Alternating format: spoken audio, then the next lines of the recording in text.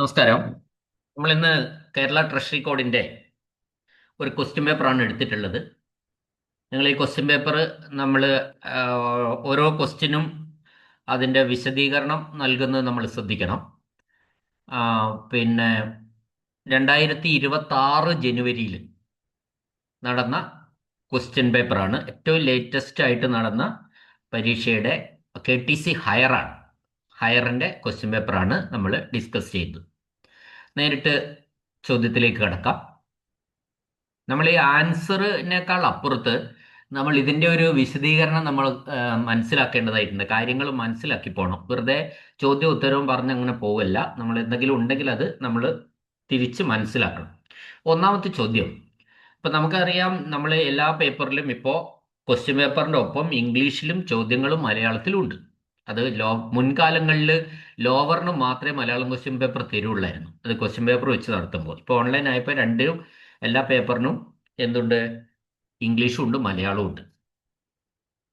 അപ്പോൾ അതിൽ ശ്രദ്ധിക്കേണ്ട കാര്യം, നമ്മൾ ഈ പിന്നെ ഫോംസ് വരുന്ന സന്ദർഭത്തിൽ ഫോംസ് നമ്മൾ ഇൻഡെക്സ് നോക്കിയിട്ടാണല്ലോ മനസ്സിലാക്കുക. അപ്പൊ ഇൻഡെക്സ് നോക്കാൻ വേണ്ടി ഫോംസ് എടുക്കുമ്പോൾ നമ്മൾ എപ്പോഴും ഇംഗ്ലീഷ് എടുക്കേണ്ടത്. കാരണം ഇംഗ്ലീഷിലായിരിക്കും ഫോമിന്റെ അറ്റത്ത് ഉണ്ടാവുക. അപ്പൊ ഇവിടുത്തെ ഇംഗ്ലീഷ് ഫോം എടുക്കുമ്പോൾ അത് മലയാളീകരിച്ച ക്വസ്റ്റ്യൻ എടുക്കാതെ ഇംഗ്ലീഷ് ക്വസ്റ്റ്യൻ നോക്കിയിട്ട് ഫോം ഇൻഡെക്സിൽ നിന്ന് തേടി പിടിക്കുന്നതായിരിക്കും എളുപ്പം. അതാ ഞാൻ പറഞ്ഞത്. അത്രേ ഉള്ളൂ. അടുത്ത ചോദ്യം, first question. Reserve bank of ഇന്ത്യയുടെ ഏജന്റായി പ്രവർത്തിക്കുന്ന സർക്കാർ കാര്യങ്ങൾ നടത്താൻ അധികാരപ്പെടുത്തിയ റിസർവ് ബാങ്ക് ഓഫ് ഇന്ത്യയുടെ ബാങ്കിംഗ് വകുപ്പിനെ, അപ്പൊ റിസർവ് ബാങ്കിന്റെ ഏജന്റ് എന്ന് പറയുമ്പോൾ തന്നെ ആരായി? ബാങ്കാണ് അവിടെ ആൻസർ. റിസർവ് ബാങ്കിന്റെ ഏജന്റ് ആണ്. സർക്കാർ കാര്യങ്ങൾ നടത്താൻ അധികാരപ്പെടുത്തിയിട്ടുള്ളത് ബാങ്കിനെയാണ്. അപ്പോൾ അതിന്റെ റിസർവ് ബാങ്ക് ഓഫ് ഇന്ത്യയുടെ ബാങ്കിംഗ് വകുപ്പാണ്. അതിനാണ് നമ്മൾ ബാങ്ക് എന്ന് പറയുന്നത്. അടുത്ത ചോദ്യം, ആ, സംസ്ഥാന കാര്യങ്ങളിൽ സേവനമനുഷ്ഠിക്കുന്ന സർക്കാരിന് വേണ്ടി പണം സ്വീകരിക്കാനോ സൂക്ഷിക്കാനോ കൊണ്ടുപോകാനോ ചെലവഴിക്കാനോ അധികാരമുള്ള ഒരു വ്യക്തിയെ എന്ത് വിളിക്കുന്നു? ഇതെല്ലാം അധികാരവും വേണം. ശ്രദ്ധിക്കണേ, ഇത് വളരെ രസമുള്ള ഒരു ചോദ്യമാണ്. പണം സ്വീകരിക്കാൻ, സൂക്ഷിക്കാൻ, കൊണ്ടുപോകാൻ, ചെലവഴിക്കാനോ അധികാരമുള്ള ഒരു വ്യക്തി. ഓരോരുത്തരെയും നമുക്ക് നോക്കാം. ക്യാഷ്യർ, ക്യാഷ്യർ എല്ലാം ഇല്ല. ക്യാഷ്യറിന് പണം വാങ്ങാനും അത് സൂക്ഷിക്കാനുള്ളതേ ഉള്ളൂ, ചെലവഴിക്കാനില്ല. ട്രഷറർ, ട്രഷറർ ആരാന്ന് വെച്ചാൽ പണം സൂക്ഷിക്കുന്നയാളാണ്. അത്രയേ ഉള്ളൂ. പിന്നെയുള്ളത് ഗവൺമെന്റ് സർവന്റാ. ഈ ഗവൺമെന്റ് സർവന്റിന് ഇതിനെല്ലാം ഉള്ള അവകാശമുണ്ട്. എല്ലാ ജോലിയും ചെയ്യാൻ പറ്റിയ ഗവൺമെന്റ് സർവന്റുമാരുണ്ട്. ചെലവഴിക്കാനും ഗവൺമെന്റ് സർവന്റ് ആണ്, പണം സ്വീകരിക്കാൻ ഗവൺമെന്റ് സർവന്റ് ആണ്, സൂക്ഷിക്കുന്നത് ഗവൺമെന്റ് സർവന്റ് ആണ്, കൊണ്ടുപോകുന്നതും ഗവൺമെന്റ് സർവന്റാ. അപ്പൊ ഇതെല്ലാം ചുമതലയും കൂടി വഹിക്കുന്ന ഒരു ഉദ്യോഗസ്ഥൻ എന്ന് പറയുന്നത് നമുക്ക് ഗവൺമെന്റ് സർവന്റ് ആണ് ഇവിടെ ആൻസർ. അടുത്ത ചോദ്യം, സർക്കാർ അക്കൗണ്ടിലുള്ള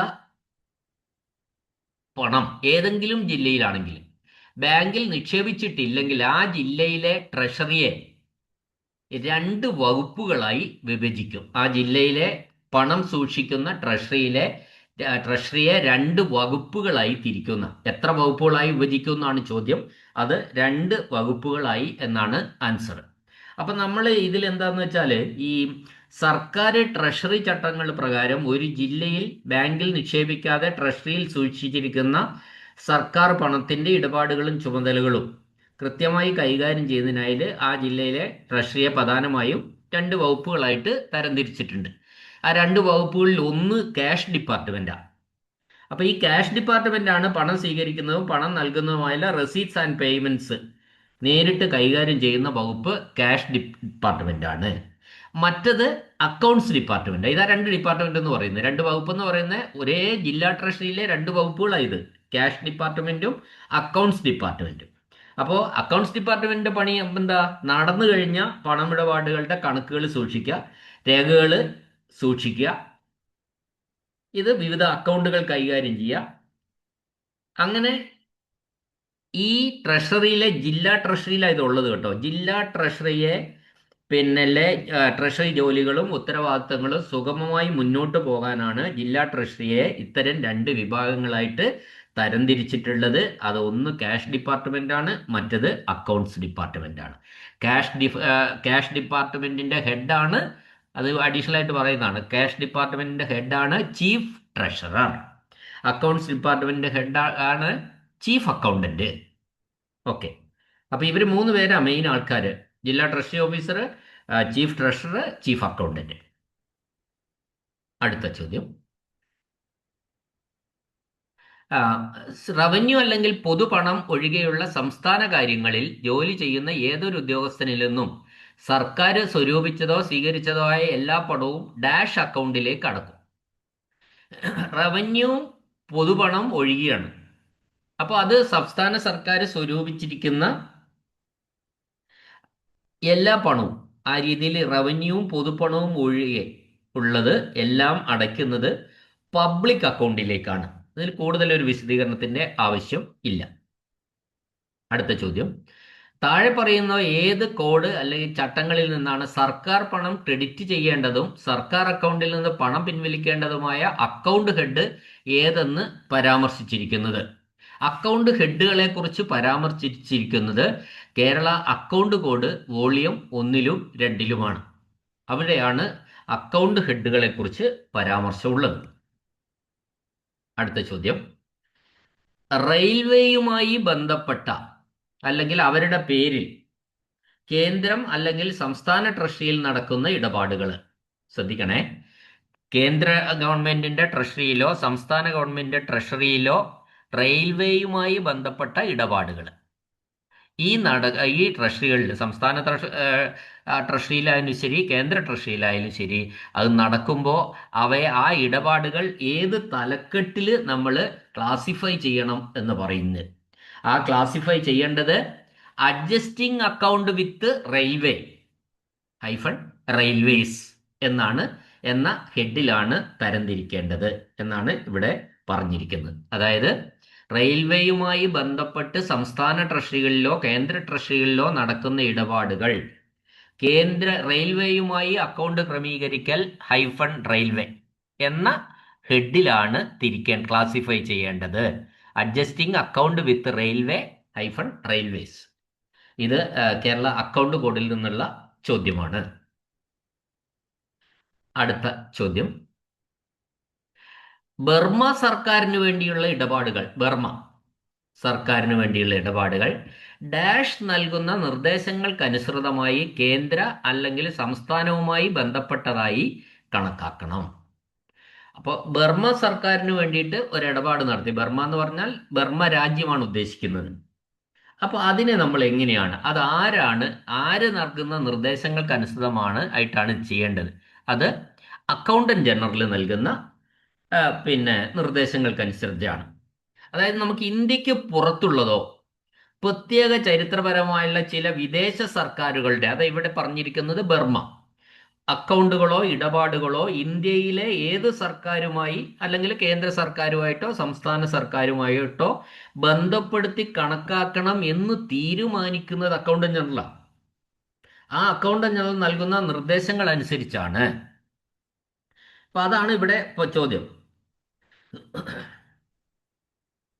ഇപ്പോൾ വേറൊരു ഉദാഹരണം കൂടി ഞാൻ എൻ്റെ കൂട്ടത്തിൽ പറയാം. ഇത് ബ്രിട്ടീഷ് കാലഘട്ടത്തിൽ, അതിൻ്റെ ഒരു തുടർച്ച കാലഘട്ടത്തിൽ ചില വിദേശ ഗവൺമെന്റുകളുടെ പെൻഷൻ വിതരണമോ സാമ്പത്തിക ഇടപാടുകളോ ഇന്ത്യയിൽ നടത്തുമ്പോൾ, വിദേശ ഗവൺമെന്റുകളുടെ പെൻഷൻ വിതരണമോ അല്ലെ സാമ്പത്തിക ഇടപാടുകളോ ഇന്ത്യയിൽ നടത്തുമ്പോൾ അത് കേന്ദ്ര അക്കൗണ്ടിൽ ഉൾപ്പെടുത്തണോ അതോ ബന്ധപ്പെട്ട സംസ്ഥാനത്തിന്റെ അക്കൗണ്ടിൽ ഉൾപ്പെടുത്തണോ എന്ന് തീരുമാനിക്കുന്നതിനുള്ള അധികാരം അക്കൗണ്ടന്റ് ജനറലിനാണ്. ക്ലിയർ ആയല്ലോ? അപ്പോൾ മറ്റൊരു സർക്കാരിന് വേണ്ടിയിട്ട്, ഇന്ത്യക്ക് പുറത്തുള്ള ഒരു സർക്കാരിന് വേണ്ടിയിട്ട് ഒരു ഇടപാട് നടക്കുമ്പോൾ അത് കേന്ദ്ര ഇടപാടുകളുമായിട്ട് ബന്ധപ്പെട്ടതായി കണക്കാക്കണമോ അല്ലെങ്കിൽ സംസ്ഥാന ഇടപാടുകളുമായി ബന്ധപ്പെട്ട ഇടപാടായിട്ട് കണക്കാക്കണമോ എന്ന് തീരുമാനിക്കുന്നത് ആരാണ്? അക്കൗണ്ടന്റ് ജനറലാണ്. ഓക്കെ.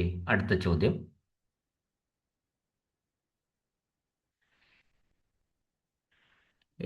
എട്ടാമത്തെ ചോദ്യം അല്ലേ? ഓക്കെ, എട്ടാമത്തെ ചോദ്യം. സേവന സ്റ്റാമ്പുകളുടെ മൂല്യം അടയ്ക്കുന്നതിന് ലഭിക്കുന്ന ചെക്കുകൾ ക്യാഷ് ബുക്കിന്റെ ഡാഷ് വശത്ത് രേഖപ്പെടുത്തും. ഉത്തരം ക്യാഷ് ബുക്കിന്റെ ഇരുവശത്തും എന്നാണ്. മനസ്സിലായല്ലോ? ചോദ്യം ഇതാണ്: സേവന സ്റ്റാമ്പ് എന്ന് പറഞ്ഞാൽ സർവീസ് സ്റ്റാമ്പ്. സർവീസ് സ്റ്റാമ്പുകളുടെ മൂല്യം അടയ്ക്കുന്നതിന് ലഭിക്കുന്ന ചെക്ക് ക്യാഷ് ബുക്കിന്റെ ഇരുവശവും രേഖപ്പെടുത്തുന്ന രണ്ട് വശത്ത്. അപ്പോൾ അത് നമ്മൾ ഒരു എക്സ്പ്ലനേഷൻ ആയിട്ട് പറഞ്ഞാൽ, സർവീസ് സ്റ്റാമ്പിന് പകരമായിട്ട് ചെക്കാണ് ലഭിക്കുന്നതെങ്കിൽ അത് ക്യാഷ് ബുക്കിന്റെ രണ്ട് വശങ്ങളിലും ഒരേ സമയം എൻട്രി ചെയ്യുമെന്നാണ് പറഞ്ഞതിന്റെ അർത്ഥം. അപ്പോൾ നമ്മൾ ഇത് ഒരു കുറച്ചുകൂടി ഒന്ന് വിശദീകരിച്ചാൽ, ഒരു സ്റ്റാമ്പ്, സർവീസ് സ്റ്റാമ്പ് വാങ്ങുന്നതിനായിട്ട് ഒരു ചെക്ക് നമുക്ക് ലഭിക്കുകയാണ്. കേൾക്കണേ, സർവീസ് സ്റ്റാമ്പ് വാങ്ങുന്നതിനായിട്ട് ഒരു ചെക്ക് നമുക്ക് ലഭിച്ചു. ആ ചെക്ക് ലഭിക്കുമ്പോൾ അത് പണം ലഭിച്ചതായിട്ട് കണക്കാക്കിയിട്ട് ക്യാഷ് ബുക്കിന്റെ വരവ് വശത്ത്, അതായത് റെസീറ്റ് സൈഡ് ഉണ്ടല്ലോ ക്യാഷ് ബുക്കിന്, ആ റെസീറ്റ് സൈഡിൽ ആദ്യം വരവ് വെക്കുന്നു. മനസ്സിലാകുന്നുണ്ടാവുമല്ലോ? നമുക്കൊരു ചെക്ക് കിട്ടി, സ്റ്റാമ്പ് വാങ്ങുന്നതിന് വേണ്ടിയിട്ട് ചെക്ക് കിട്ടുകയാണ്. അപ്പൊ ചെക്ക് കിട്ടിക്കഴിഞ്ഞാൽ അത് ക്യാഷ് ബുക്കിന്റെ റെസീറ്റ് സൈഡിൽ അത് പണം ലഭിച്ചതായിട്ട് കണക്കാക്കി അത് റെസീറ്റായിട്ട് കണക്കാക്കുന്നു. തുടർന്ന് ആ തുക ഉപയോഗിച്ച് സ്റ്റാമ്പ് വാങ്ങിയതായിട്ട് കണക്കാക്കി ഉടൻ തന്നെ അത് ക്യാഷ് ബുക്കിന്റെ പേയ്മെന്റ് സൈഡിൽ ചെലവ് വശത്ത് രേഖപ്പെടുത്തുകയും ചെയ്യും. ഇങ്ങനെ ഇരുവശങ്ങളിലും എൻട്രി വരുന്നത് കൊണ്ടാണ് ഇത് ക്യാഷ് ബുക്കിന്റെ ഇരുവശങ്ങളിലും രേഖപ്പെടുത്തുന്നു എന്ന് പറഞ്ഞത്. ക്ലിയർ ആയിട്ടുണ്ടാവും എന്ന് വിചാരിക്കുന്നു. അപ്പോൾ സർവീസ് സ്റ്റാമ്പ് വാങ്ങാൻ വേണ്ടി ഒരു ചെക്ക് ലഭിച്ചു. ചെക്ക് ലഭിച്ചപ്പോൾ നമ്മൾ അത് ക്യാഷ് ബുക്കിൽ എൻട്രി ചെയ്തു. ആ ക്യാഷ് ബുക്കിന്റെ റെസീറ്റ് സൈഡിൽ പണം ലഭിച്ചതായിട്ട് കണക്കാക്കി അത് വരവ് ഭാഗവും ചെലവ് ഭാഗവും ഉണ്ടല്ലോ ക്യാഷ് ബുക്കിന്. അപ്പോൾ വരവ് ഭാഗത്ത് റെസീറ്റ് ചെയ്തു. ഉടൻ തന്നെ അത് തുക ഉപയോഗിച്ച് സ്റ്റാമ്പ് വാങ്ങിയതായി കണക്കാക്കി അത് ക്യാഷ് ബുക്കിന്റെ വലതുഭാഗത്തും എൻട്രി ചെയ്തു. ഇപ്പൊ ഡബിൾ സൈഡിലായി. Both sides of the cash book entered on both side of the cash book. കാര്യം മനസ്സിലായിട്ടുണ്ടാവും എന്ന് വിചാരിക്കുന്നു. ഇനി ഒരു ട്രഷറി ഓഫീസർ ഒരു ക്ലെയിം തർക്കയോഗ്യമാണെന്ന് കരുതുകയും അത്തരം ക്ലെയിമിനെ മാനിക്കുന്നില്ല അദ്ദേഹം ക്ലെയിം ചെയ്തയാളോട് അത് ഡാഷിന് റെഫർ ചെയ്യാനും ആവശ്യപ്പെടും.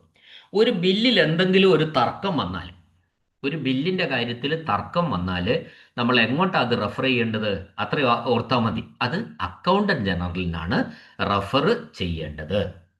ഒരു ബില്ലിന്റെ കാര്യത്തിൽ, ആ ബില്ലിന്റെ ക്ലെയിമിന്റെ കാര്യത്തിൽ എന്തെങ്കിലും ഒരു തർക്കം, ആ പണം കൊടുക്കാൻ പറ്റില്ല, പറ്റില്ല, അങ്ങനെയൊക്കെ പറഞ്ഞിട്ടുള്ള ഏതെങ്കിലും സംശയങ്ങളോ തർക്കങ്ങളോ വന്നാൽ എന്ത് ചെയ്യണം? അത് ആർക്ക് റെഫർ ചെയ്യണം? അക്കൗണ്ടന്റ് ജനറലിന് റെഫർ ചെയ്യണം എന്നാണ് പറഞ്ഞത്. അടുത്ത ചോദ്യം: സബ് ട്രഷറി ഡാഷിന്റെ പൊതു ചുമതലയിലാണ്. സബ് ട്രഷറി ആരുടെ ചുമതലയിലാണെന്ന് അവിടെ ചോദിച്ചിരിക്കുന്നത്. The sub treasury is in the general charge of. Sub treasury ആരുടെ ചുമതല? സബ് ട്രഷറി ഓഫീസറുടെ ചുമതലയിലാണ്. സബ് ട്രഷറി എന്ന് പറയുന്നത് സബ് ട്രഷറി ഓഫീസറുടെ ചുമതലയിലാണ്. അടുത്ത ചോദ്യം, 11ാമത്തെ ചോദ്യം: സബ് ട്രഷറി ഓഫീസർമാർ സബ് ട്രഷറിയിലെ ക്യാഷ് ബാലൻസ് എത്ര കാലത്തിനുള്ളിൽ പരിശോധിക്കണം? അതിന്റെ ശരിക്കും പറയുന്നത് മാസത്തിൽ 2 തവണ മിനിമം പരിശോധിക്കണമെന്നാണ് ക്യാഷ് ബാലൻസ്. സബ് ട്രഷറി ഓഫീസർമാര് സബ് ട്രഷറിയിലെ ക്യാഷ് ബാലൻസ് മാസത്തിൽ 2 തവണ എങ്കിലും പരിശോധിക്കണം. അടുത്ത ചോദ്യം: ബാങ്കിങ് സബ് ട്രഷറികളിലെ ക്യാഷ് ബാലൻസ് ഡാഷ് തന്റെ ജില്ലയിലെ ബന്ധപ്പെട്ട ജില്ലാ ട്രഷറി ഓഫീസർ പരിശോധിക്കേണ്ടതാണ്. അതായത് ബാങ്കിങ് സബ് ട്രഷറികളിൽ ഡിസ്ട്രിക്ട് ട്രഷറി ഓഫീസർ എത്ര കാലത്തിലൊരിക്കൽ പരിശോധിക്കണം? ബാങ്കിങ് സബ് ട്രഷറികൾ. ബാങ്കിങ് സബ് ട്രഷറിയിലെ ക്യാഷ് ബാലൻസ് ജില്ലാ ട്രഷറി ഓഫീസർ 3 മാസത്തിലൊരിക്കൽ പരിശോധിക്കേണ്ടതാണ്. അടുത്ത ചോദ്യം: സബ് ട്രഷറികളിൽ ജില്ലാ ട്രഷറി ഓഫീസർ നടത്തുന്ന പരിശോധന വർഷത്തിൽ ഒരിക്കലെങ്കിലും എങ്ങനെയായിരിക്കണം? അത് നോട്ടീസ് ഇല്ലാതെ ഒരിക്കലെങ്കിലും പരിശോധിക്കണമെന്നാണ്. സബ് ട്രഷറികളിൽ ജില്ലാ ട്രഷറി ഓഫീസർ നടത്തുന്ന പരിശോധന വർഷത്തിൽ, ഇപ്പൊ നമ്മൾ പറഞ്ഞു, പിന്നെ ജില്ലാ ട്രഷറി ഓഫീസർ 3 മാസത്തിൽ ഒരിക്കൽ സബ് ട്രഷറി പരിശോധിക്കണം എന്നാണ്, ബാങ്കിങ് സബ് ട്രഷറിയിലെ ക്യാഷ് ബാലൻസ്. അപ്പോൾ ഒരു കൊല്ലത്തിൽ ഒരു തവണയെങ്കിലും നോട്ടീസ് ഇല്ലാതെ പരിശോധിക്കണം. അതായത് ഞാൻ വരുന്നു, ജില്ലാ ട്രഷറി ഓഫീസർ പരിശോധിക്കുന്നതാണെന്ന് പറയാൻ അറിയിപ്പ് കൊടുക്കാതെ ഒരു സർപ്രൈസ് വിസിറ്റ് പോലെ നടത്തി പരിശോധിക്കണമെന്നാണ്, അതാണ് നോട്ടീസ് ഇല്ലാതെ എന്നതുകൊണ്ട് ഉദ്ദേശിച്ചിരിക്കുന്നത്. അപ്പൊ സബ് ട്രഷറികളിൽ ജില്ലാ ട്രഷറി ഓഫീസർ നടത്തുന്ന പരിശോധന വർഷത്തിൽ ഒരിക്കലെങ്കിലും നോട്ടീസ് ഇല്ലാതെ നടത്തേണ്ടതാണ്. അടുത്ത ചോദ്യം. ഒരു ഉത്തരവാദപ്പെട്ട ബാങ്കിന്റെ ഏജന്റ് മാനേജർ ട്രഷറി ബിസിനസ് നടത്തുമ്പോൾ മരിക്കുകയോ അല്ലെങ്കിൽ ഡ്യൂട്ടിക്ക് കഴിവില്ലായ്മ അനുഭവപ്പെടുകയോ ചെയ്താൽ ബാങ്കിൽ ഇടപാടിന് ഉടനടി ക്രമീകരണം ചെയ്യാൻ കഴിയുന്നില്ലെങ്കിൽ താഴെ പറയുന്നവയിൽ ഏത് വകുപ്പ് അധികൃതരാണ് മുൻകൂർ ക്രമീകരണത്തിനോട് അയാളോട് അങ്ങനെ ചെയ്യാൻ അഭ്യർത്ഥിക്കേണ്ടത്? ചോദ്യം ഇതാണ്: ഒരു ബാങ്കിൽ ക്യാഷ് ഹാൻഡിൽ ചെയ്യുന്ന മാനേജർ അല്ലെ ബാങ്കിന്റെ മെയിൻ ഏജന്റ് ഗവൺമെന്റ് ഫണ്ട് കൈകാര്യം ചെയ്യുന്ന ആൾ പെട്ടെന്ന് മരണപ്പെട്ടു, അല്ലെങ്കിൽ പെട്ടെന്ന് അയാൾക്ക് ബോധം കെട്ട് വീഴും, അങ്ങനെയുള്ള എന്തെങ്കിലുമൊക്കെ സംഭവിച്ചു. അപ്പോൾ ബാങ്കിൽ ആ ഇടപാട് ക്രമീകരണം നടത്തണം. പെട്ടെന്ന് ക്രമീകരണം ചെയ്യാൻ നടത്തിയിട്ട് പറ്റുന്നില്ലെങ്കിൽ അതിൻ്റെ ആ ഉത്തരവാദിത്തം ഏറ്റെടുത്ത് ചെയ്യേണ്ടത് ഏത് വകുപ്പാണെന്നാണ് ചോദിച്ചിരിക്കുന്നത്. അത് റവന്യൂ വകുപ്പാണ്. കലക്ടറും തഹസിൽദാരും അടങ്ങുന്ന ഒരു ടീമാണ് അത്തരം ഒരു കാര്യത്തിൽ ഈ ക്രമീകരണം ചെയ്ത് ബാങ്കിന്റെ പ്രവർത്തനം സുഗമമായി നടത്തിക്കൊണ്ടു പോകേണ്ടത്. പ്രത്യേകിച്ച് റവന്യൂ വകുപ്പ് എന്നാണ് ഇവിടെ ആൻസർ. അടുത്ത ചോദ്യം. ഒരു ക്യാഷ് ബുക്കിൽ കൊണ്ടുവന്ന ഒരു എൻട്രിയെ ഒരു തെറ്റ് കണ്ടെത്തിയാൽ ഏത് നിറത്തിലുള്ള മഷി ഉപയോഗിച്ച് തിരുത്താം? അപ്പൊ ക്യാഷ് ബുക്കിൽ വരുത്തിയിട്ടുള്ള ഒരു എൻട്രി നമുക്കറിയാം, ഒരിക്കലും ഒരു വൈറ്റ്നർ വെക്കാൻ പാടില്ല. വെട്ടിയിട്ട് അതിന്റെ മുകളിൽ കറക്റ്റ് ആയിട്ടുള്ള കാര്യം എഴുതി അത് തിരുത്താം, എന്നിട്ട് ഈ ഡ്രോയിങ് ഓഫീസർ സൈൻ ചെയ്താൽ മതി. ഇവിടെ ചോദ്യം അതല്ല, ഏത് മഷി ഉപയോഗിച്ചാണ് തിരുത്തേണ്ടതെന്നാണ്. അത് ചുവന്ന മഷി ഉപയോഗിച്ചാണ് തിരുത്തേണ്ടത്. അടുത്ത ചോദ്യം. ക്യാഷ് ബുക്കിന്റെ ഫോറം ഏതാണ്? ക്യാഷ് ബുക്കിന്റെ ഫോം എന്ന് പറയുന്നത് TR7A ആണ്. Form of cash book is TR7A. അതിൽ കൂടുതൽ നമ്മൾ സ്ട്രെസ് കൊടുക്കേണ്ട ആവശ്യമില്ല, കാരണം ഇൻഡെക്സ് നോക്കി എഴുതുന്ന കേരള ട്രഷറി കോഡ് വോളിയം 2 ഉള്ള ഫോംസ് എന്ന് പറയുന്ന അതിൽ ഉള്ള ഫോമാണ് TR7A. അപ്പോൾ അതിൽ 114 TR ഫോംസുകൾ ഉണ്ട്. അത് ഇൻഡെക്സ് ആയിട്ട് കൊടുത്തിട്ടുണ്ട്. ആ ഇൻഡെക്സ് ആയിട്ട് കൊടുത്തിട്ടുള്ള ഫോറങ്ങൾ അത് നോക്കി നമ്മൾ ഈ ചോദ്യം നോക്കിയിട്ട് കൃത്യമായിട്ട് എഴുതാം. അതിലൊരു മാർക്കും നമുക്ക് നഷ്ടപ്പെടുകയില്ല. ഒരു ഫർദർ എക്സ്പ്ലനേഷൻ ഒന്നും ആ ഫോറത്തിൻ്റെ കാര്യത്തിൽ ആവശ്യമില്ല. അടുത്ത ചോദ്യവും ഫോറങ്ങളാണ്. ചെക്ക് രജിസ്റ്ററിൻ്റെ ഫോറം, the form of register of cheques, അത് ഇംഗ്ലീഷാണ് നോക്കേണ്ടത്. ഇംഗ്ലീഷിലായിരിക്കും അവിടെ ഓരോ ഫോറത്തിൻ്റെ നേരെ ഉണ്ടാവുക. അപ്പോൾ ചെക്കുകളുടെ രജിസ്റ്ററിൻ്റെ ഫോം എന്ന് നോക്കുമ്പോൾ അവിടെ നമുക്കത് പെട്ടെന്നൊരു അങ്ങോട്ട് ശരിയാവില്ല. അപ്പോൾ നമ്മൾ എന്ത് നോക്കുക? ഇംഗ്ലീഷ് നോക്കുക. ഫോറം നോക്കുമ്പോൾ ഇംഗ്ലീഷ് നോക്കുക. Form of register of cheque എന്ന് മാത്രം അവിടെ ഉണ്ടാവുക.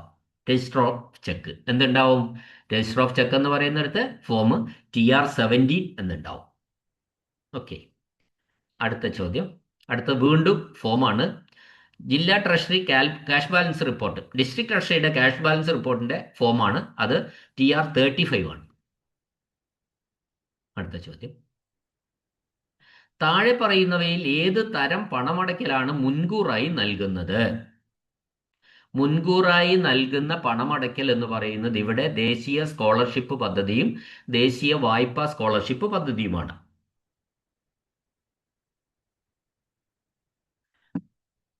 ഇത് നമ്മൾ പറയുമ്പോൾ അപ്പൊ എന്തുകൊണ്ടാണ് ഇത് മുൻകൂറായിട്ട് നൽകുന്നത്?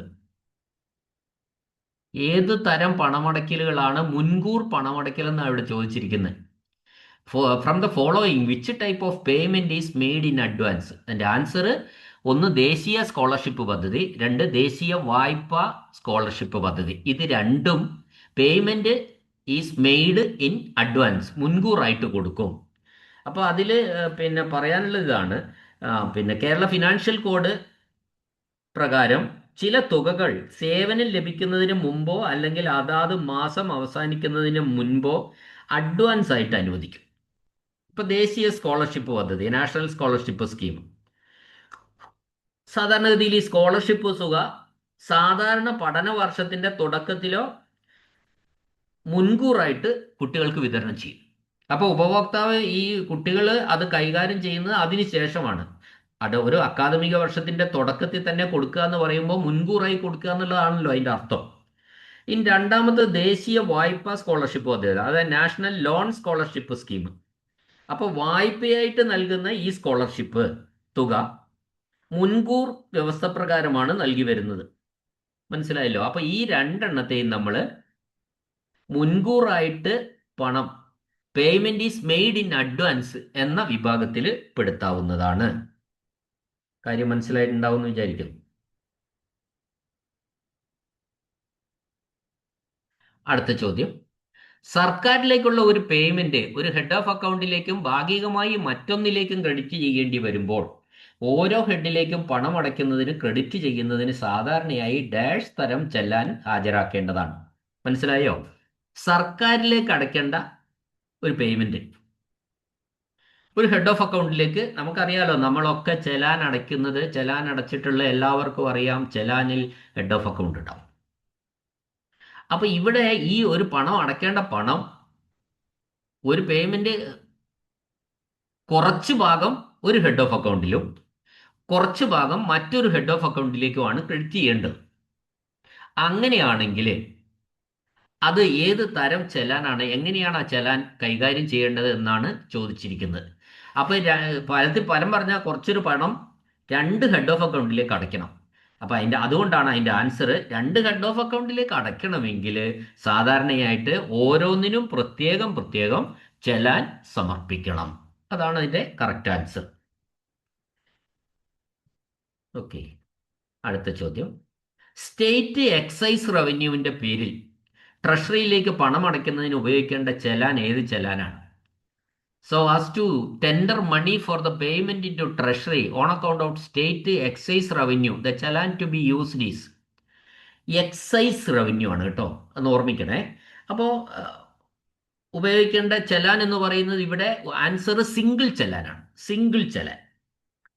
അപ്പോൾ ഈ സർക്കാർ ഓഫീസുകളിലേക്കോ വകുപ്പുകളിലേക്കോ ഉള്ള ഈ റവന്യൂ ശേഖരണം അല്ലെങ്കിൽ മറ്റ് പണമടയ്ക്കലുകൾ അത് ട്രഷറി വഴി നടത്തുമ്പോൾ ചില പ്രത്യേക വിഭാഗങ്ങൾക്ക്, ഇപ്പോൾ ഇവിടുത്തെ ഉദാഹരണം എക്സൈസ് വകുപ്പ്, പണം അടയ്ക്കുന്നതിന് ഒരൊറ്റ കോപ്പിയോ ലളിതമായ രീതിയിലുള്ള ആയ സിംഗിൾ ചെലാൻ സംവിധാനമാണ് ഉപയോഗിക്കുന്നത്. അപ്പോൾ അതിൻ്റെ ഒരു ആനുകൂല്യമുള്ള വകുപ്പാണ് എക്സൈസ് വകുപ്പ്. എക്സൈസ് വകുപ്പിലേക്ക് എക്സൈസ് വകുപ്പിന്റെ ഒരു റവന്യൂവിന്റെ പേരിലേക്ക് ട്രഷറിയിൽ പണം അടയ്ക്കുമ്പോൾ നമ്മൾ ലളിതമായ രീതി അവലംബിച്ചാൽ മതി, സിംഗിൾ ചെലാൻ സംവിധാനമാണ് ഉപയോഗിക്കുന്നത്. അപ്പോൾ നമുക്കറിയാം, ഇപ്പോഴത്തെ ഒരു കാലഘട്ടം വെച്ച് നോക്കിക്കഴിഞ്ഞാൽ ഈ ട്രഷറി വഴി ഓൺലൈനായി പണം അടയ്ക്കുമ്പോഴും നമ്മളിപ്പോൾ ഈ ചെലാൻ രീതിയാണ് പിന്തുടരുന്നത്.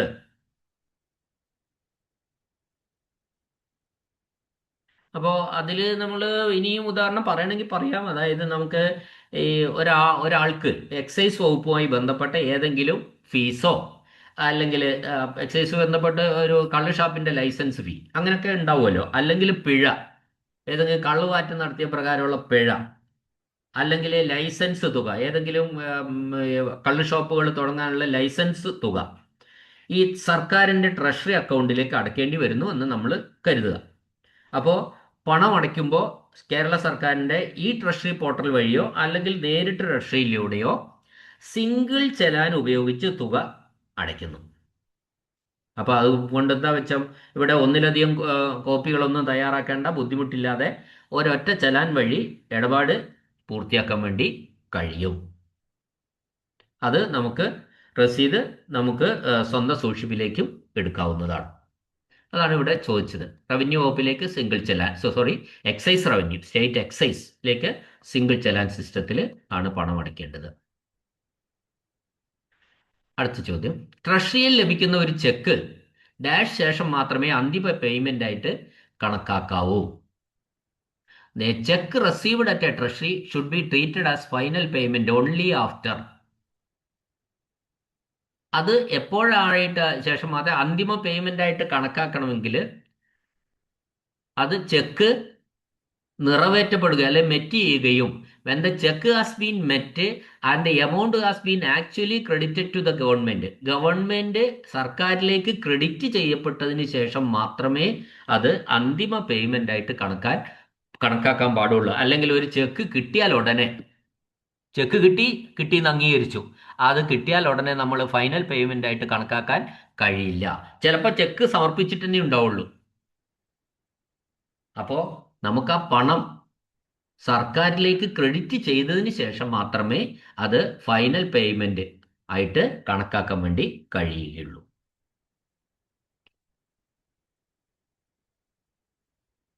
അടുത്ത ചോദ്യം, ഇനി പറയുന്നവയിൽ അനാമത്ത് എന്ന പദവുമായി ബന്ധപ്പെട്ടത് ഏത്? അനാമത്ത്, ഇവിടെ ആൻസർ ട്രഷറി ഇടപാടുകൾക്കായി ഇല്ലാത്തപ്പോൾ ലഭിക്കുന്ന ഗ്രാമ പണമടയ്ക്കൽ, അതായത് a village remittance which is received when the treasury is not open for transactions. അപ്പം നിങ്ങൾ ഈ അനാമത്ത് എന്ന് പറയുന്നത് നമ്മൾ ഓർമ്മിക്കുക, ട്രഷറി അക്കൗണ്ടുകളിൽ വരവ് വെക്കാതെ, ആ ട്രഷറിയുടെ അക്കൗണ്ടുകളിൽ സ്ഥിരമായി വരവ് വെക്കാതെ താൽക്കാലികമായി സൂക്ഷിച്ചു വെക്കുന്ന അക്കൗണ്ടുകളെയാണ് നമ്മൾ അനാമത്ത് എന്ന് പറയുന്നത്. ഇത് പൊതുവെ സർക്കാർ ഫണ്ടോ വരവോ അല്ല, മറിച്ച് മറ്റാരുടെയെങ്കിലും കൈവശം കൊടുക്കാനോ അല്ലെങ്കിൽ പിന്നീട് ശരിയായ അക്കൗണ്ടിലേക്ക് മാറ്റാനോ ഉള്ള തുകകളാണ്. നമ്മൾ അനാമത്ത് കേൾക്കുമ്പോൾ തന്നെ ഓർത്തോണം. അപ്പോൾ ഇവിടെ വില്ലേജിൽ താമസിച്ച് പണം കിട്ടി അവിടുന്ന് തിരിച്ചടച്ച് ട്രഷറിയുടെ പിന്നെ യഥാർത്ഥത്തിൽ അക്കൗണ്ടിങ് നടക്കുന്ന സമയത്ത്, അല്ലെങ്കിൽ ട്രഷറിയിൽ ഇടപാട് നടക്കുന്ന സമയത്ത് ഈ വില്ലേജ് ഓഫീസിൽ നിന്ന് ലഭിക്കുന്ന ഈ പണം അവിടെ അടയ്ക്കാൻ കഴിഞ്ഞില്ല. അപ്പോൾ എന്ത് ചെയ്യും? ട്രഷറിയിൽ എന്നാലും പണം കിട്ടി, പണം അവിടെ സൂക്ഷിച്ചു വെക്കുന്നുണ്ട്. ട്രഷറി ഇടപാടുകൾക്കായിട്ട് ഈ വില്ലേജിൽ നിന്ന് കൊണ്ടുവന്ന പണം അവിടെ സൂക്ഷിച്ചു വെക്കാം. പക്ഷെ എന്ത് വന്നിട്ടില്ല? സർക്കാർ അക്കൗണ്ടിലേക്ക് വരവ് വെച്ചിട്ടില്ല, താൽക്കാലികമായി സൂക്ഷിച്ചു വെക്കുക മാത്രമാണ് ചെയ്തിരിക്കുന്നത്. അത്തരം സൂക്ഷിച്ചു വെക്കുന്ന സംഗതികൾക്കാണ് നമ്മൾ അനാമത്ത് എന്ന് പറയുന്നത്. ഇവിടെ ആൻസർ, അതുകൊണ്ടാണ് ഇവിടെ ആൻസർ വന്നിരിക്കുന്നത് ട്രഷറി ഇടപാടുകൾക്കായി തുറന്നിട്ടില്ലാത്തപ്പോൾ ലഭിക്കുന്ന വില്ലേജ് റെമിറ്റൻസ്, ഗ്രാമ പണമടയ്ക്കൽ. അത് വില്ലേജ് റെമിറ്റൻസ് എന്ന് ഉദ്ദേശിക്കുന്നത് വില്ലേജ് ഓഫീസിൽ നിന്ന് കൊണ്ടുവരുന്ന നികുതിയും മറ്റുള്ള കാര്യങ്ങളായിട്ടുള്ള പണമാണ്. ആ പണം എപ്പോഴാണ് കൊണ്ടുവന്നിരിക്കുന്നത്? ട്രഷറി ഇടപാടുകൾക്കായിട്ട് തുറന്നിട്ടില്ലാത്തപ്പോഴാണ്.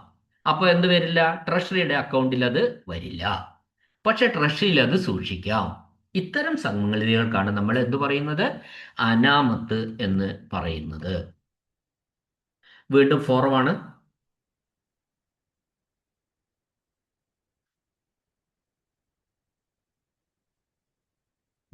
ഫോറം, ട്രഷറികൾ കൈകാര്യം ചെയ്യുന്ന ഓരോ ഡിവിഷണൽ ഓഫീസർക്കും ഫോറസ്റ്റ് അക്കൗണ്ട് കോഡ് പ്രകാരം ലഭിച്ചതും ക്രെഡിറ്റ് ചെയ്തതുമായ ആകെ തുകയ്ക്ക് dash form for the total amount received and credited under forest account code.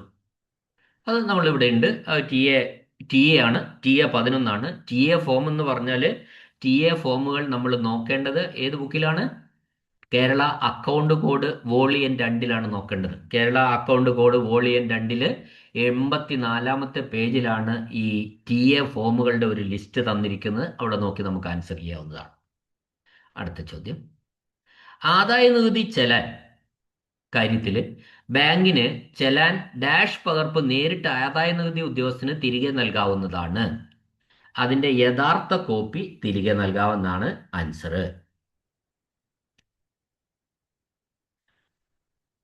ഇപ്പൊ ബാങ്കിൽ പണം അടച്ചു കഴിയുമ്പോൾ സാധാരണഗതിയിൽ സർക്കാർ ഓഫീസുകളിലോ ട്രഷറികളിലോ ഒക്കെ പണം അടയ്ക്കുമ്പോൾ ചെലാനുകൾ പല കോപ്പികളായിട്ട് തയ്യാറാക്കാറുണ്ട്. ഇപ്പൊ ബാങ്കിൽ പണം അടച്ചു കഴിയുമ്പോൾ ആ ഇടപാട് സ്ഥിരീകരിച്ചുകൊണ്ട് ബാങ്ക് നൽകുന്ന ഒറിജിനൽ രേഖയാണ് ഈ യഥാർത്ഥ പകർപ്പ്, ഒറിജിനൽ കോപ്പി എന്ന് പറയുന്നത്. ഇപ്പൊ ആദായ നികുതിയുമായിട്ട്, ഇൻകം ടാക്സുമായി ബന്ധപ്പെട്ട കണക്കുകൾ സൂക്ഷിക്കുന്നതിനും ഈ ബന്ധപ്പെട്ട അധികാരികൾക്ക് അത് സമർപ്പിക്കുന്നതിനും ഈ ഒറിജിനൽ പകർപ്പാണ് ആദായ നികുതി ഉദ്യോഗസ്ഥന് നേരിട്ട് അയച്ചു കൊടുക്കുന്നത്. പണം അടയ്ക്കുന്ന വ്യക്തിയുടെ കൈവശം സൂക്ഷിക്കുന്നതിനും ബാങ്കിന്റെ ആവശ്യങ്ങൾക്കും മറ്റു കോപ്പികളാണ് ഉപയോഗിക്കുന്നത്. ഓക്കെ, അടുത്ത ചോദ്യം 26ാമത്തെ ചോദ്യമാണ്. കറൻസി ടെക്സ്റ്റ് ബുക്കിന് നിർദ്ദേശിച്ചിരിക്കുന്ന form, the form prescribed for currency text book TR 37, Kerala treasury code volume 2 ഉള്ള ഫോമാണ് TR 37 നോക്കി നമുക്ക് എഴുതാവുന്നേ ഉള്ളൂ. അടുത്ത ക്വസ്റ്റ്യൻ, മറ്റ് സംസ്ഥാന സർക്കാരുകൾക്ക് വേണ്ടി ഒരു സംസ്ഥാന ട്രഷറിയിൽ ലഭിക്കുന്ന വരവുകളും വിതരണം ചെയ്യുന്നതും ഡാഷ് ഫോമിൽ പ്രത്യേക രജിസ്റ്ററുകളിൽ പോസ്റ്റ് ചെയ്യണം. The receipt and disbursement on behalf of other state governments, അത് TA1ലും TA2ലാണ്.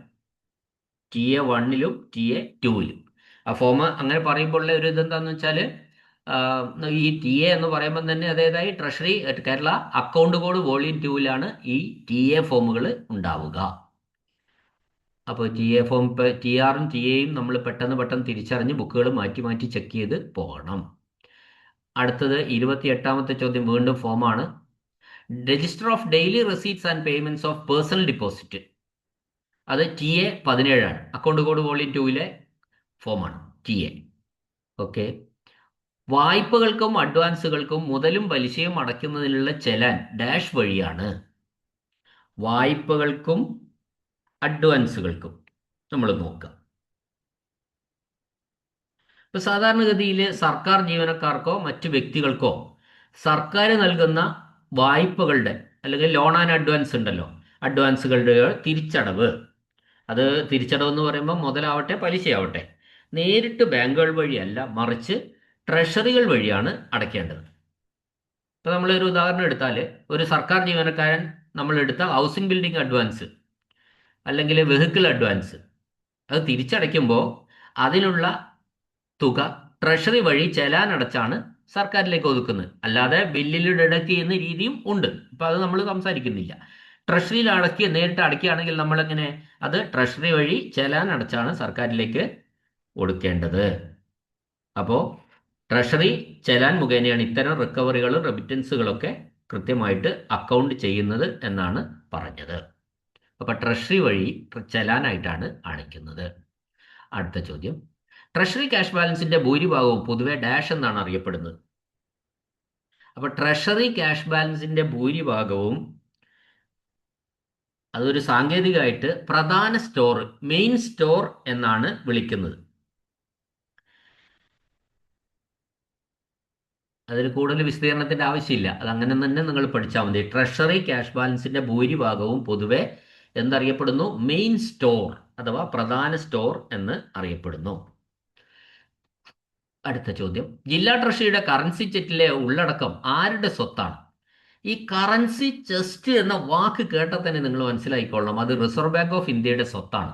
കറൻസി ചെസ്റ്റുകളൊക്കെ തന്നെ റിസർവ് ബാങ്ക് ഓഫ് ഇന്ത്യയുടെ സ്വത്താണ്. അടുത്ത ഫോമാണ്, ട്രഷറി ബാങ്ക് വഴി പണമിടപാട് നടത്താത്ത സിവിൽ കോടതിയിൽ പണം അടയ്ക്കുന്നതിന് നിർദ്ദേശിച്ചിരിക്കുന്ന form. The form prescribed for payment of money into civil court. ആ ഫോം TR24ആണ്. കേരള ട്രഷറി കോഡ് വോളിയം 2ൽ നിന്നാണ് ആ TR ഫോം കിട്ടുക.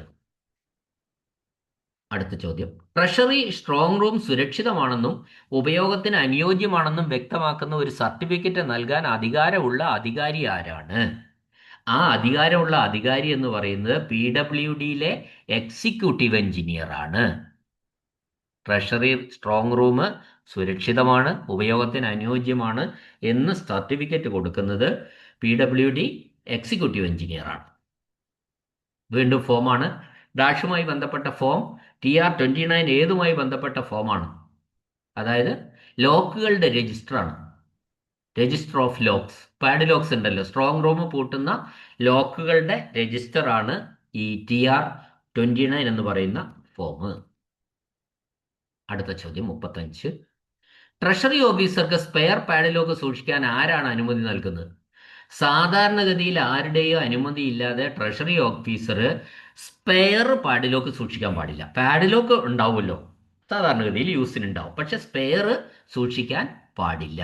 അത് സ്പെയർ സൂക്ഷിക്കണമെങ്കിൽ ആരുടെ അനുമതി വേണം? ട്രഷറി ഡയറക്ടറുടെ അനുമതി വേണം. ഡയറക്ടർ ഓഫ് ട്രഷറീസിന്റെ അനുമതി ആവശ്യമാണ്.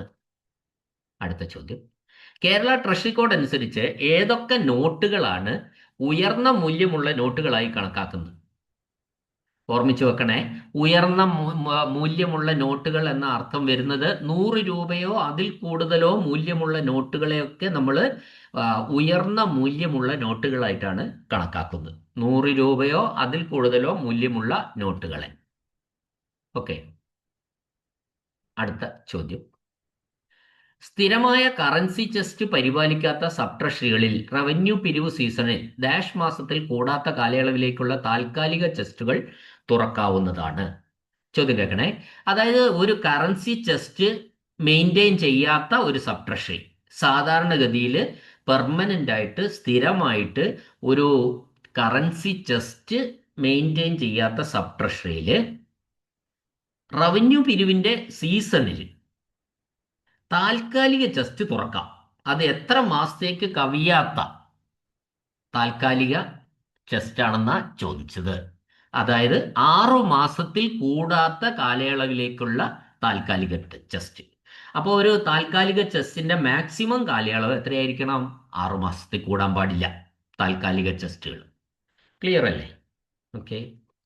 ഒരു കറൻസി ചെസ്റ്റ് ബുക്ക് ഉപയോഗം അവസാനിപ്പിച്ചതിന് ശേഷം പൂർണ്ണ സാമ്പത്തിക വർഷത്തേക്ക് എത്ര വർഷം സൂക്ഷിക്കണം? കറൻസി ചെസ്റ്റ് ബുക്ക് ഉപയോഗം കഴിഞ്ഞാൽ 3 സാമ്പത്തിക വർഷത്തേക്ക് സൂക്ഷിക്കണം. 3 ഫിനാൻഷ്യൽ ഇയർ സൂക്ഷിക്കണം. അടുത്ത ചോദ്യം. ട്രഷറിയുടെ no receptacle of treasury is left unverified over four dash months. ഒരു ട്രഷറിയുടെ ഒരു സംഭരണിയും ഇത്ര മാസത്തിലേറെയായിട്ട് പരിശോധിക്കപ്പെടാതെ അവശേഷിക്കുന്നില്ല.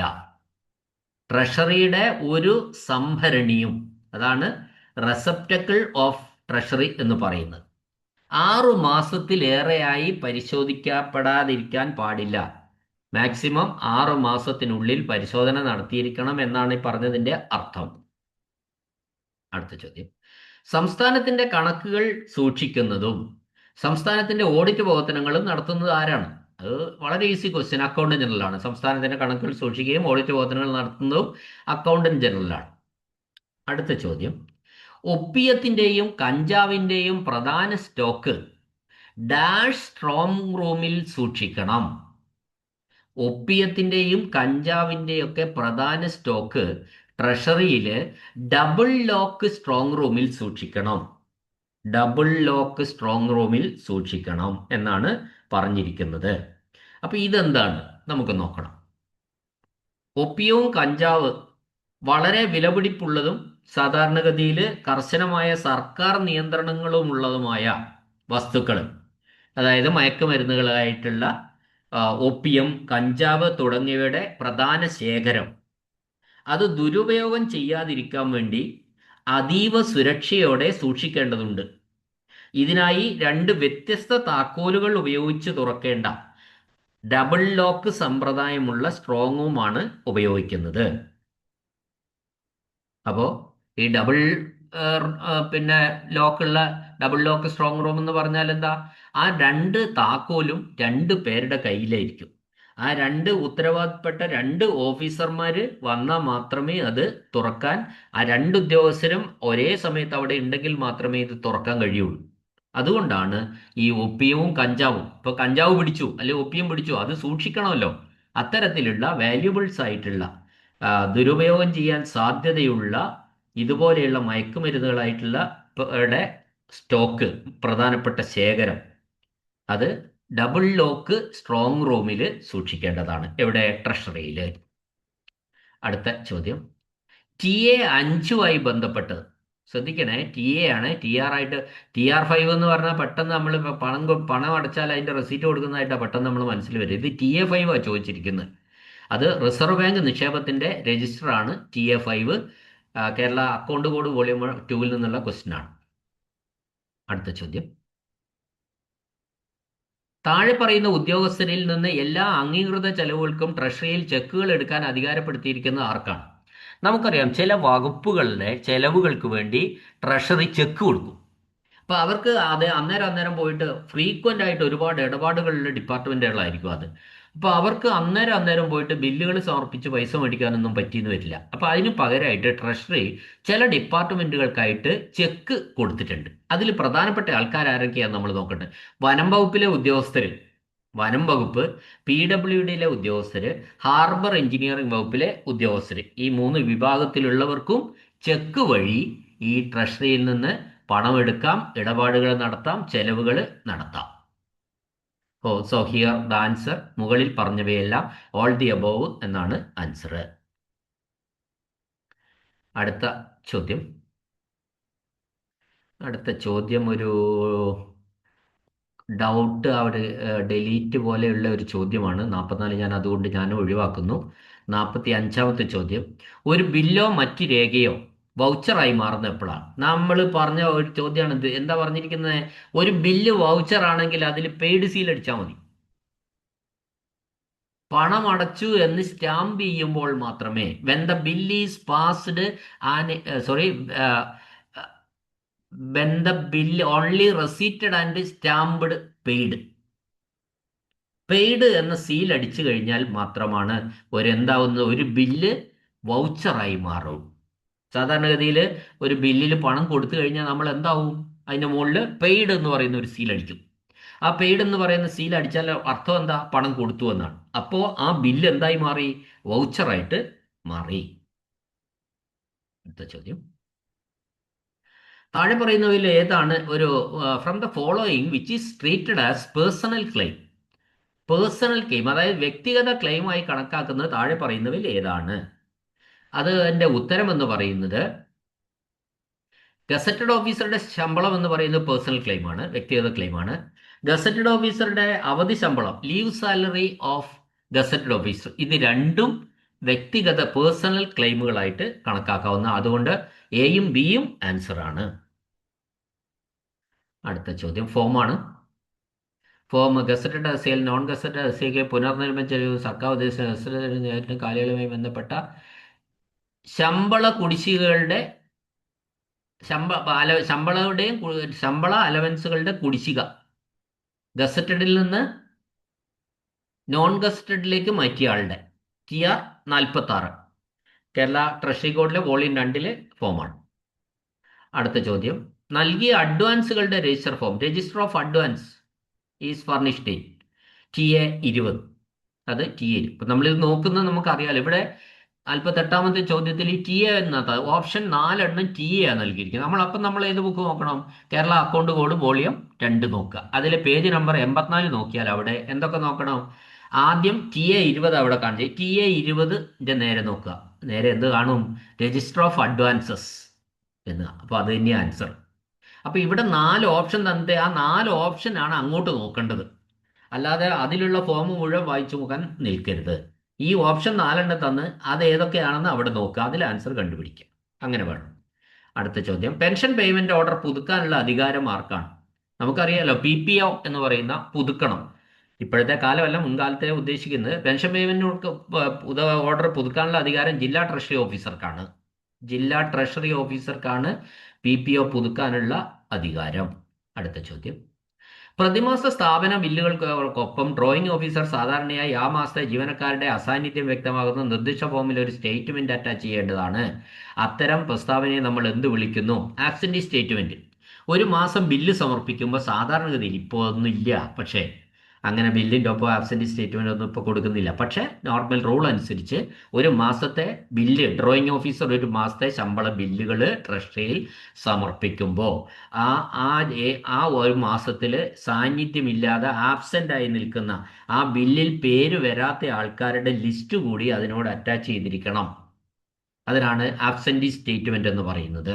അത് വേണമെന്നാണ് പറഞ്ഞത്. ഇതിന്റെ മലയാളം അസാന്നിധ്യ പ്രസ്താവന എന്നാണ് absent statement. TR 60 related with എന്തുമായിട്ട് ബന്ധപ്പെട്ടാണ് TR 60? അത് കണ്ടിജന്റ് ബില്ലിന്റെ അബ്സ്ട്രാക്ട് ഓഫ് കണ്ടിജന്റ് ബില്ലാണ് TR 60 എന്ന് പറയുന്നത്. അത് ആൻസർ അതാണ്. അത് വിശദീകരണത്തിന് ആവശ്യമില്ല, ഫോമാണ്. കേരള ട്രഷറി കോഡ് വോളിയം 2 നിന്നുള്ള ചോദ്യമാണ് ഫോം. അടുത്ത ചോദ്യം, ഒരു സർക്കാർ മുമ്പ് അത്തരമൊരു നിയമനം നടത്തിയിട്ടില്ലെങ്കിൽ KSR 1 റൂൾ 13 വ്യക്തമാക്കിയിട്ടുള്ള ആദ്യ ശമ്പള ഡ്രോയിങ്ങിലുള്ള ബില്ലിൽ ഡ്രോയിങ് ഓഫീസർ ഒരു സർട്ടിഫിക്കറ്റ് നൽകണം. അത്തരം സർട്ടിഫിക്കറ്റ് ഡാഷുമായി ബന്ധപ്പെട്ടിരിക്കുന്നു. ബില്ലിൽ ഒരു സർട്ടിഫിക്കറ്റ് എഴുതണം ഡ്രോയിങ് ഓഫീസർ. ഒരു ഉദ്യോഗസ്ഥന്, ഇതുവരെ ജോലി എവിടെയും ചെയ്യാത്ത ഒരു ഉദ്യോഗസ്ഥന് PSC കിട്ടിയിട്ട് അയാൾ ആദ്യത്തെ ശമ്പളം ക്ലെയിം ചെയ്യുന്ന ബില്ലിൽ അയാൾ ഈ നേരത്തെ അയാൾ ജോലി ചെയ്തിട്ടില്ല എന്നും ഇപ്പൊ പുതിയതായിട്ട് കിട്ടിയതാണെന്നും അതിന് ബന്ധപ്പെട്ട ഈ ജോലിക്ക് പറ്റുന്ന ആളാണെന്നുള്ള ഫിറ്റ്നസ് സർട്ടിഫിക്കറ്റും ഹാജരാക്കിയിട്ടുണ്ട് എന്ന ഒരു സർട്ടിഫിക്കറ്റ് ബില്ലിൽ എഴുതണം. അത് ഏത് സർട്ടിഫിക്കറ്റ് ആണെന്ന്, that certificate is certificate of health, ആരോഗ്യ സർട്ടിഫിക്കറ്റ് ആണ് നമ്മൾ അതിൽ വേണ്ടത്. അടുത്ത ചോദ്യം, TR 56 എന്തിനെ സംബന്ധിച്ചാണെന്ന ചോദ്യം. അത് ഗസറ്റഡ് അല്ലാത്ത ഉദ്യോഗസ്ഥരുടെ TA ബില്ലാണ്.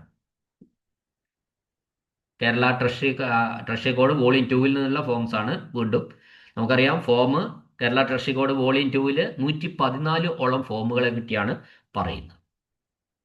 വളരെ എളുപ്പമാണ്. ഫോമിന്റെ ക്വസ്റ്റ്യൻസ് കൂടുതൽ വന്നാൽ നമുക്ക് വളരെ സിമ്പിളായിട്ട് ആൻസർ കിട്ടും.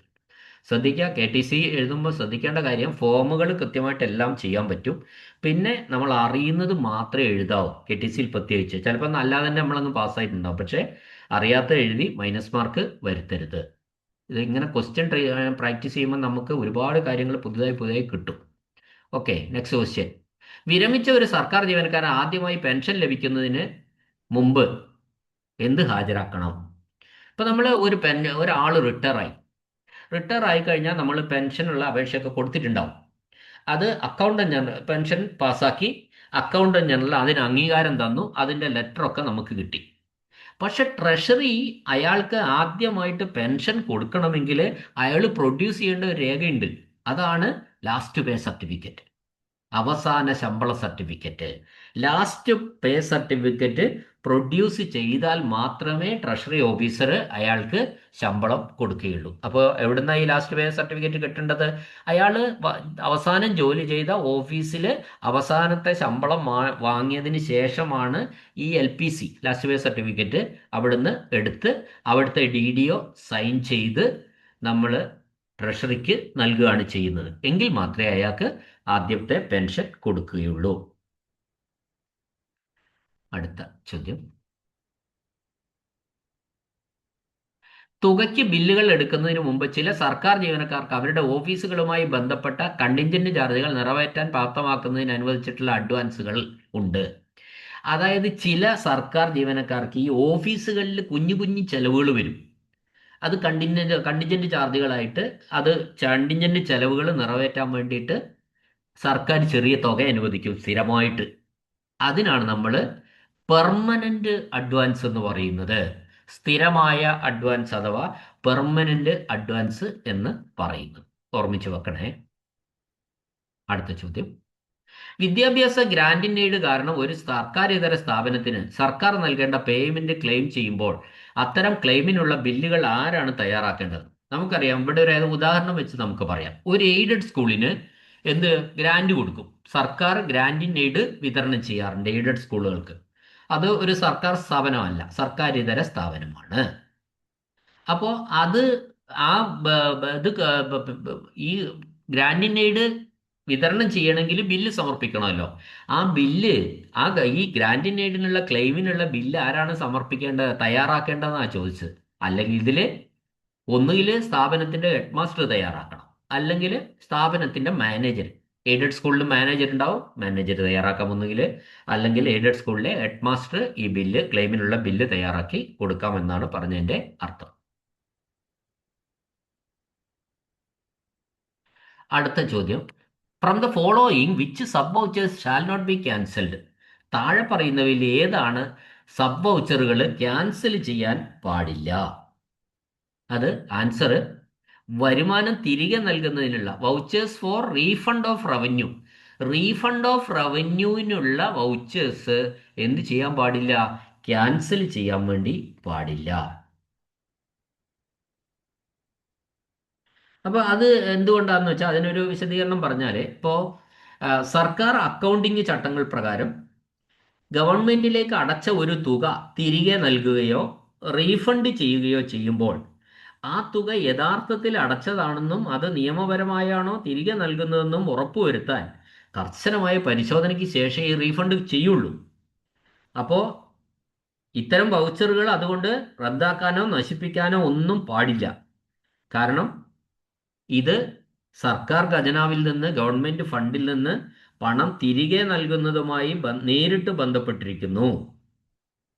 അതുകൊണ്ട് ഇവിടുത്തെ answer vouchers for refund of revenue shall not be cancelled, ഒരിക്കലും ക്യാൻസൽ ചെയ്യാൻ അല്ലെങ്കിൽ റദ്ദാക്കാൻ പാടില്ല എന്നാണ് പറഞ്ഞത്. ഓക്കെ, ഞാൻ 57 ചോദ്യങ്ങളായി. ബാക്കി ചോദ്യങ്ങൾ നമുക്ക് അടുത്ത ക്ലാസ്സിൽ ഡിസ്കസ് ചെയ്യാം. ഈ ക്ലാസ് ഞാൻ ഇവിടെ അവസാനിപ്പിക്കുകയാണ്. എന്നെ കേട്ട എല്ലാവർക്കും നന്ദി, നമസ്കാരം.